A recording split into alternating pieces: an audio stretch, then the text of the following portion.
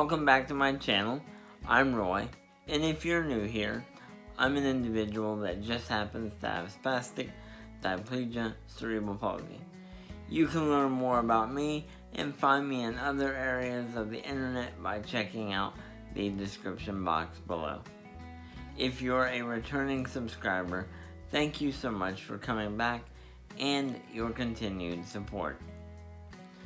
So in today's video, I really wanted to offer some encouragement and share a story with you. The other day, I uploaded a picture to my Instagram of me with my walker sitting in my wheelchair. You can find me on Instagram at RoyJonesOnWheels, or you can look down in the description box below and it'll also be there as well. I uploaded this picture and it was taken at physical therapy. And it was also taken after I had just gotten done walking 156 feet. That's correct, 156 feet. Now, to some, you're probably thinking, well, that doesn't seem like a whole lot. Well, it is for me, and here's why. When I was growing up, I used to walk with a walker full time. I didn't use the wheelchair, I walked. And in fact, I mentioned it in one of my previous videos, I'll link up here. But I could actually walk faster than I could push a wheelchair. And then I had an incident when I was 18, somewhere between 18 and 20. I'm 33 now, but somewhere between 18 and 20, I took a fall and ended up in a nursing home / rehabilitation center where instead of getting me up to walk or try to get my strength back, they kind of left me in bed, if you will. Didn't do a whole lot of therapy, and I lost my ability to walk. And so that's when I transitioned to the wheelchair full time. It was not until the last few years that I decided, you know what? I want to try to get up and walk again. I want to see what happens. I had no idea where this was going to end up. There was a part of me that was like, this is going to go great. The other part of me was like, nope, this is going to fail. So when I got my referral for physical therapy, I went in, I had the evaluation, did all that stuff that you would do, and they got me up on the walker. When I started walking, I remember I didn't walk very far at all. I was just like, I think maybe I took, I don't even know. It was very short. I was very wore out. And I just didn't know where this was going to end up. I was determined that I was going to make this work somehow, some way. At first, I set a goal that I really wanted to try to walk more full time. I didn't know if that was going to be possible, but that was what I wanted to do. I wanted to walk full time.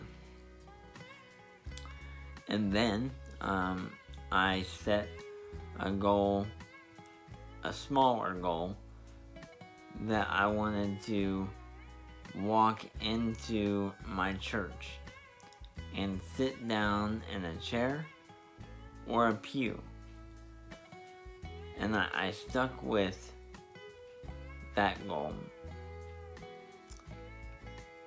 I kept going, I kept practicing, I kept walking. Some days I made progress. Other days, I felt like we made no progress at all. We realized that I needed some different equipment to help me walk a little bit easier, which is when I got a brand new pair of AFOs, and then I got the Swash hip brace. So those help me be able to walk with, so that I can walk with my walker. And I've been able to make great improvements. As I mentioned before, I walked 156 feet. I took a small break, and then I turned around and walked another 150 feet for a grand total of 306 feet. Now, I've had a lot of setbacks, like I said before.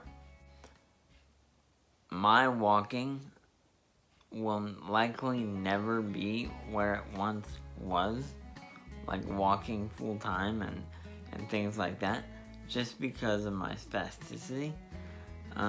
But the more I can walk, even if it's just, like the 150 feet or just the short distance, or heck, the more mobile I can be, the better off it's going to be. I said all that to say this. If you have a goal in mind and there's something you want to achieve, go for it. Go for it. I know individuals with disabilities, we face a lot more obstacles than someone who may not be or may not have a disability. But set realistic goals for whatever it is you want to achieve. My goal is walking, so I'm just using that as an example. But whatever your goal is, set the goal. Make sure it's realistic. Set a plan. Plan for how you're going to reach that goal. Execute the steps to reach that goal. A lot of times growing up, and even as a young adult, I've heard, you're not going to be able to do this. You're not going to be able to do that. There's no way you're going to achieve this. Why do you even try? And I've heard that even recently, sometimes in my own head. But you just have to keep trying. I can't stress that enough. You just have to keep trying. And the more someone tells you, no, you can't do this or you can't do that, if it's a goal or something you want to reach, then you look at them and say, I will do that. You may find that you have to modify your goal. You may have to take a different path to get to what it is you're trying to accomplish. Or you may find that the goal you set for yourself just doesn't work. Either one of those three is okay.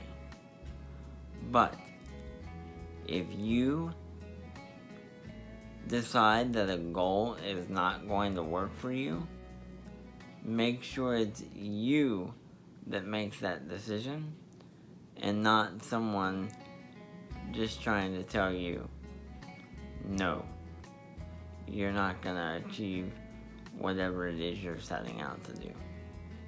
Again, make sure they're realistic goals for you and go out and get what it is you want.